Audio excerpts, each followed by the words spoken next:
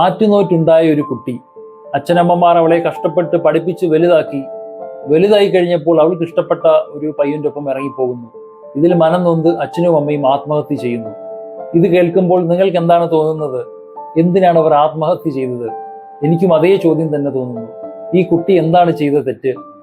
മൂന്നാറിൽ കഞ്ചാവ് കൃഷിക്കാണോ അവൾ ഇറങ്ങിപ്പോയത്? ദുബായിൽ സ്വർണ്ണക്കടത്തിന് പോയതാണോ?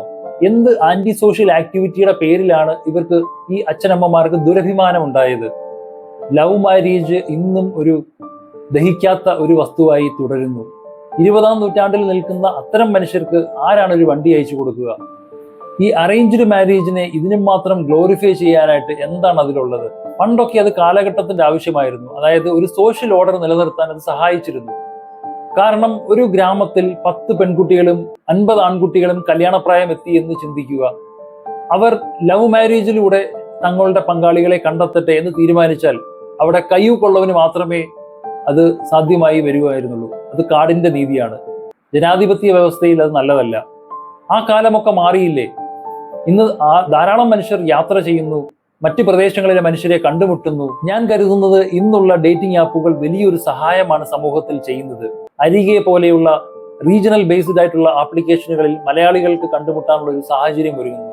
ഇതെന്തുകൊണ്ടാണ് സഹായകരമാകുമെന്ന് ഞാൻ കരുതുന്നത് എന്ന് ചോദിച്ചാൽ, ഇന്നുള്ള കുട്ടികളോടൊന്ന് ചോദിച്ചു നോക്കൂ, അവർക്ക് കല്യാണം വേണോ വേണ്ടായോ എന്ന് ചോദിച്ചാൽ അവർ പറയുന്നത് അവർക്ക് കല്യാണമേ വേണ്ട എന്നാണ്. പ്രത്യേകിച്ച് അറേഞ്ച്ഡ് മാരേജ്.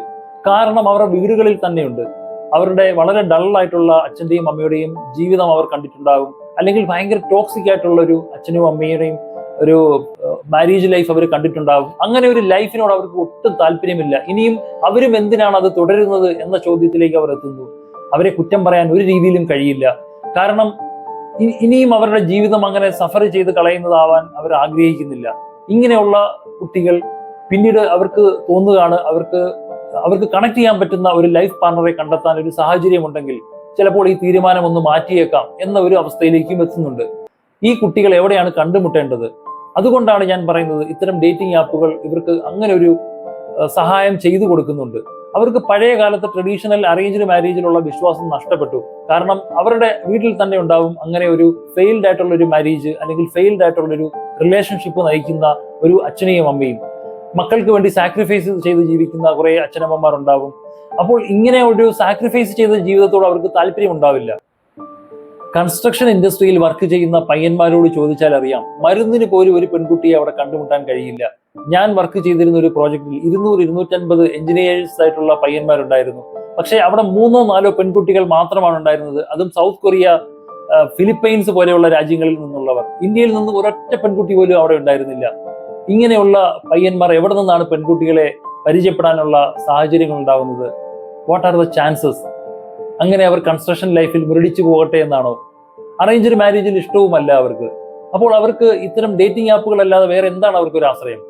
നമ്മുടെ നാട്ടിൻ പുറത്തെ പെൺകുട്ടികൾക്ക് ഈ ഡേറ്റിംഗ് ആപ്പുകൾ കൊണ്ടുള്ള ഏറ്റവും വലിയൊരു ഉപകാരം എന്താണെന്ന് അറിയാമോ? നമ്മുടെ പയ്യന്മാരെല്ലാം, നാട്ടിൻ പുറത്തെ പയ്യന്മാരെല്ലാം ഡേറ്റിംഗ് ആപ്പുകളിലേക്ക് തിരിഞ്ഞാൽ കവലയിലും വഴിയിലും ഒക്കെ വെച്ചിട്ടുള്ള പൂവാല ശല്യം കുറയും. പെൺകുട്ടികൾക്ക് അത് വലിയൊരു ആശ്വാസമാകും. പലപ്പോഴും ചാൻസ് മോഹികളായിട്ടുള്ള ആൺകുട്ടികൾ റോങ് വാതിലുകളിലാണ് ചെന്ന് മുട്ടുന്നത്. ചിലപ്പോൾ കല്യാണമേ വേണ്ട എന്ന് തീരുമാനിച്ച് നടക്കുന്ന ഒരു പെൺകുട്ടിയായിരിക്കും, അല്ലെങ്കിൽ ഒരു ഡ്രീം സെറ്റ് ചെയ്ത് ആ ഫോക്കസിൽ നടക്കുന്ന ഒരു പെൺകുട്ടിയായിരിക്കും. ഇവർക്കിത് വല്ലാത്തൊരു ശല്യമായിട്ടാണ് അനുഭവപ്പെടുക. പലപ്പോഴും നമ്മുടെ ആൺകുട്ടികളുടെ ഒരു പ്രശ്നം, ഇവർ പഴയ മലയാള സിനിമകളിലെ നായകന്മാർ നായികമാരെ വളയ്ക്കുന്ന മെത്തേഡുകളിൽ നിന്ന് ഇൻസ്പിറേഷൻ ഉൾക്കൊണ്ടുകൊണ്ട് ഇവരെ കൊണ്ട് എസ് പറയിക്കാൻ നടത്തുന്ന ഓരോ ശ്രമങ്ങളും വളരെയധികം ബുദ്ധിമുട്ട് നിറഞ്ഞ ഒരു സിറ്റുവേഷൻ ക്രിയേറ്റ് ചെയ്യുന്നുണ്ട്.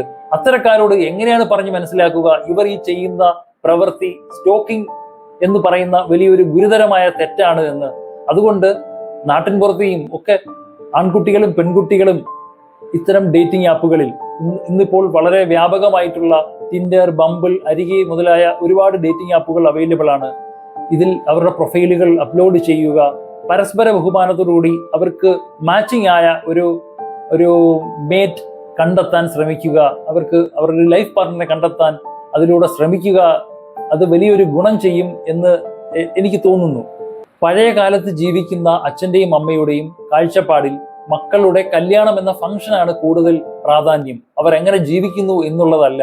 അതുകൊണ്ടാണല്ലോ പ്രായമായ ഒരു അപ്പൂപ്പനോ അമ്മൂമ്മയോ വീട്ടിലുണ്ടെങ്കിൽ, അല്ലെങ്കിൽ രോഗം ബാധിച്ച ഒരു അച്ഛനോ അമ്മയോ വീട്ടിലുണ്ടെങ്കിൽ, ഇവർ കുട്ടികളോട് പറയുന്നത് നിങ്ങളുടെ കല്യാണം കണ്ടിട്ട്, അല്ലെങ്കിൽ നിന്റെ കല്യാണം കണ്ടിട്ട് കണ്ണടയ്ക്കാൻ കഴിയും എന്നെനിക്ക് തോന്നുന്നില്ല, അല്ലെങ്കിൽ അങ്ങനെ കഴിയുമോ എന്നൊക്കെയുള്ള ചോദ്യങ്ങൾ. എന്തൊരു ഇമോഷണൽ ബ്ലാക്ക്മെയിലിംഗ് ആണത്.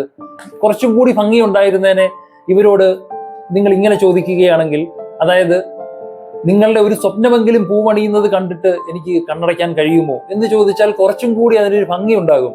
അല്ലാതെ ഈ കല്യാണം ഹൈലൈറ്റ് ചെയ്ത് ചോദിക്കുന്നത് ഇനിയും നിർത്തിക്കൂടെ? അങ്ങനെ ചോദിക്കുന്നവരോടാണ് ഈ ചോദ്യം. പിന്നെ അച്ഛനും അമ്മയും നിശ്ചയിച്ചുറപ്പിച്ച കല്യാണമാണെങ്കിൽ നാട് മുഴുവൻ വിളിച്ച് ആർഭാടമായി നടത്തുന്നതിന് ഒരു മടിയും ഉണ്ടാകില്ല. എന്റെ ഒരു ചിന്ത, നമ്മൾ ഇന്റിമേറ്റ് വെഡിങ്ങുകളിലേക്ക് ഇനിയും എന്തേ മാറുന്നില്ല? ഹൃദയം സിനിമയിലൊക്കെ എത്ര ബ്യൂട്ടിഫുൾ ആയിട്ടാണ് ആ ഒരു കോൺസെപ്റ്റ് അവതരിപ്പിക്കുന്നത്. എന്തിനാണ് ഒരു പഞ്ചായത്ത് മുഴുവൻ വിളിച്ച് ഒരു കല്യാണം നടത്തുന്നത്? പണ്ടൊക്കെ പകൽ ഒഴിവു സമയങ്ങൾ മനുഷ്യർക്ക് കൂടുതലുണ്ടായിരുന്നു. പക്ഷെ ഇന്ന് എല്ലാവർക്കും ഒരുപാട് തിരക്കുകളല്ലേ. ഒരു സോഷ്യലി ആക്റ്റീവ് ആയിട്ടുള്ള ഒരു മനുഷ്യന് ഒരു മാസം എത്ര പ്രൊഡക്റ്റീവ് ആയിട്ടുള്ള മണിക്കൂറുകളാണ് ഈ കല്യാണം അറ്റൻഡ് ചെയ്യുക എന്ന ഫംഗ്ഷനിലൂടെ നഷ്ടപ്പെടുന്നത്. പ്രത്യേകിച്ച് ഓർത്തഡോക്സ് പാത്രിയാർക്കീസ് വിഭാഗങ്ങളിലെ കല്യാണത്തിന് പോയി കഴിഞ്ഞാൽ അവിടെ കാണുന്ന ഒരു പ്രത്യേകത, അവർക്ക് പാചകക്കാരെ ഒട്ടും വിശ്വാസമില്ല എന്ന് തോന്നും. നമ്മൾ വെയിറ്റ് ചെയ്ത് വിശന്ന് വശം കെട്ടതിന് ശേഷം മാത്രമേ ഭക്ഷണം കഴിക്കാനുള്ള ഒരു അവസരം ഉണ്ടാവുകയുള്ളൂ. ആ സമയത്ത് എന്ത് ഭക്ഷണം വിളമ്പിയാലും നമ്മൾ കഴിച്ചു പോകും. ഇങ്ങനെയൊക്കെയുള്ള ഒരു കല്യാണം എങ്ങാനും മിസ്സായി എന്ന് കരുതുക വലിയ പരാതിയായി. സമൂഹവുമായി അത്രയധികം ഇടപെട്ട് നിൽക്കുന്ന ഒരു എക്സ്ട്രോവേർട്ട് നേരിടുന്ന പ്രതിസന്ധിയുടെ കഥ, അത് വല്ലാത്തൊരു കഥയാണ്. ഇദ്ദേഹത്തിന്റെ ശരിക്കുള്ള പ്രതിസന്ധി ആരംഭിക്കുന്നത്, ഇദ്ദേഹത്തിന് ഒരു മകളുണ്ട് എന്ന് വിചാരിക്കുക. ആ മകൾക്കൊട്ട് അറേഞ്ച്ഡ് മാരേജിൽ താല്പര്യവുമില്ല എന്നിരിക്കട്ടെ, ഇദ്ദേഹം വലിയൊരു പ്രതിസന്ധി നേരിടേണ്ടി വരും. കാരണം ഇദ്ദേഹത്തെ സംബന്ധിച്ച് മകളുടെയും മകൾക്ക് ഹസ്ബൻഡ് ആകാൻ പോകുന്ന പയ്യന്റെയും ഭൗതിക അന്തരം ഒരു പ്രശ്നമല്ല. ഇദ്ദേഹത്തെ സംബന്ധിച്ച് ജാതി, മതം, തറവാട് മുതലായ കാര്യങ്ങളിൽ തന്നേക്കാൾ ഉയർന്നു നിൽക്കണം, അല്ലെങ്കിൽ തന്നേക്കാൾ താഴെ പോകാൻ പാടില്ല എന്ന ഒരു കർശന നിലപാടുണ്ടാവും. അത്തരം താല്പര്യമില്ലായ്മ, അല്ലെങ്കിൽ അത്തരം കർശന നിലപാടിന്റെ ഒരു കാരണം എന്ന് പറയുന്നത് ഇദ്ദേഹത്തിന് സമൂഹത്തിൽ നിന്ന് കിട്ടുന്ന ഒരു വാലിഡേഷൻ ഉള്ളത് കൊണ്ട് കൂടിയാണ്. ഇദ്ദേഹം സമൂഹം എന്ത് വിചാരിക്കുന്നു എന്നുള്ളത് വല്ലാതെ ഭയപ്പെടുകയും കൺസേൺ ആവുകയും ഒക്കെ ചെയ്യുന്ന ഒരു വ്യക്തിയായിരിക്കും. പക്ഷേ ഒരു ഇൻട്രോവേർട്ട് ആയിട്ടുള്ള ഒരു അച്ഛനെ സംബന്ധിച്ചിട്ട് അദ്ദേഹത്തിന്റെ സമൂഹം എന്ത് വിചാരിക്കുന്നു എന്നുള്ളത് ഒരു പ്രശ്നമേ അല്ല. അദ്ദേഹത്തെ സംബന്ധിച്ചിട്ട് അദ്ദേഹത്തിന്റെ മകളുടെ ജീവിതത്തിന് അത് നല്ലതാണോ മോശമാണോ ചെയ്യുക എന്നുള്ളത് മാത്രമായിരിക്കും അദ്ദേഹത്തെ സംബന്ധിച്ചുള്ള ഒരു ചിന്ത.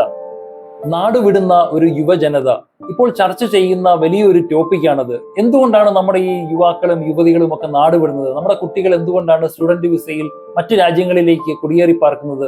അവർക്ക് അവിടെ ചെല്ലുമ്പോൾ സുഖപ്രദമായ കാര്യങ്ങളൊന്നുമല്ല അവരെ കാത്തിരിക്കുന്നത്. ഒരുപാട് കഷ്ടപ്പെട്ട് തന്നെയാണ് അവരുടെ ജീവിതം മുന്നോട്ട് കൊണ്ടുപോകുന്നത് ആ രാജ്യങ്ങളിൽ. എന്നിട്ടും അവർ എന്തുകൊണ്ട് ആ കഷ്ടപ്പാട് നേരിടാൻ തയ്യാറാകുന്നു? ഇൻഹരിയർ നഗർ എന്ന സിനിമയിൽ ഒരു രംഗമുണ്ട്.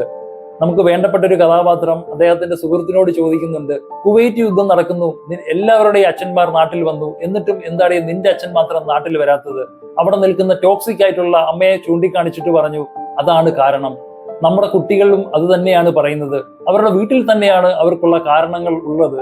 കാരണം നാട്ടുകാർ എന്ത് വിചാരിക്കും എന്ന് കരുതി അവരെ സെൻസർ ചെയ്യുന്ന ഒരു അച്ഛൻ, അമ്മ, അല്ലെങ്കിൽ ഒരു അമ്മാവൻ, അമ്മായി, അവരുടെ കുടുംബത്തിൽ തന്നെയുള്ള കാരണവത്തികളുടെയൊക്കെ സെൻസറിങ് കഴിഞ്ഞ് ഇവർക്ക് എപ്പോഴാണെന്ന് സ്വതന്ത്രമായി ജീവിക്കാനുള്ള അവസരം കിട്ടുക എന്ന ഉത്കണ്ഠ അവരെ വല്ലാതെ അലട്ടുന്നുണ്ട്. നമ്മൾ എന്തിനാണ് ബ്രിട്ടീഷുകാരോട് യുദ്ധം ചെയ്ത് സ്വാതന്ത്ര്യം നേടിയത്? അവർ ഇവിടെ അടിസ്ഥാന സൗകര്യങ്ങളൊക്കെ മെച്ചപ്പെടുത്തുമായിരുന്നില്ലേ? റെയിൽവേ പോലെയുള്ള അടിസ്ഥാന സൗകര്യങ്ങൾ അവരല്ലേ കൊണ്ടുവന്നത്? എന്നിട്ടും നമ്മൾ എന്തുകൊണ്ടാണ് അവർ പോകണം, അല്ലെങ്കിൽ നമ്മൾക്ക് സ്വാതന്ത്ര്യം വേണമെന്ന് ആഗ്രഹിച്ചത്? കാരണം സ്വാതന്ത്ര്യം ഒരു മനുഷ്യന് എത്ര പ്രധാനമാണ് എന്നുള്ളത് ഏറ്റവും തിരിച്ചറിഞ്ഞ ഒരു സമൂഹമാണ് നമ്മുടേത്. എന്നിട്ടും നമ്മുടെ പല പേരൻസും കുട്ടികളോട് പഴയ ബ്രിട്ടീഷുകാരെ പോലെയാണ് പെരുമാറുന്നത് എന്നത് വളരെ ദുഃഖത്തോടുകൂടി തന്നെ ഓർക്കേണ്ടിയിരിക്കുന്നു. ഉസ്താദ് ഹോട്ടൽ എന്ന സിനിമയിലെ ഒരു രംഗമുണ്ട്. അവളുടെ സുഹൃത്തുക്കൾക്കൊപ്പം അവൾ അനുഭവിക്കുന്ന ഒരു കംഫർട്ട് ഉണ്ട്, വളരെ ഊഷ്മളമായ ഒന്ന്, ഒരു ജെന്റിൽ ബ്രീസ് പോലെ. പക്ഷെ അവളുടെ വീട്ടിലേക്ക് അടുത്തെത്തുമ്പോൾ അവളുടെ മുഖം മാറുന്നു. അതുവരെ ഒരുപാട് സന്തോഷം നിറഞ്ഞിരുന്ന അവളുടെ മുഖത്ത് പെട്ടെന്നൊരു ദുഃഖം തളം കെട്ടി വരുന്നു. അവൾ അതുവരെ എന്ത് ധരിച്ചിരുന്നു എന്നതിൽ അവൾ ആശങ്കപ്പെട്ടതേയില്ല. പക്ഷേ വീടിനകത്തേക്ക് കയറാൻ പോകുന്ന അവൾ എന്ത് ധരിക്കണം എന്നതിൽ അവൾക്ക് പ്രത്യേകം ശ്രദ്ധയുണ്ട്. ഭയം അവളെ വല്ലാതെ അലട്ടുന്നു. പുറമേ നിന്ന് നോക്കുമ്പോൾ എല്ലാം ഉണ്ട് എന്ന് തോന്നുന്ന ഒരു വീട്. പക്ഷേ സ്വാതന്ത്ര്യം, നമ്മുടെ കുട്ടികൾ വലിയ മനസ്സുള്ളവരാണ്. അവർ സമരം ചെയ്ത് ഇവിടെ ഉള്ള പഴയ ജനറേഷനെ ആട്ടിപ്പായിക്കുകയോ ഓടിച്ചോടുകയോ ഒന്നും ചെയ്യുന്നില്ല. അവർ ഓടിപ്പോവുകയാണ് അങ്ങ് അകലേക്ക്. Thank you so much for watching this video. ഈ വീഡിയോ കണ്ടതിന് ഒരുപാട് നന്ദി.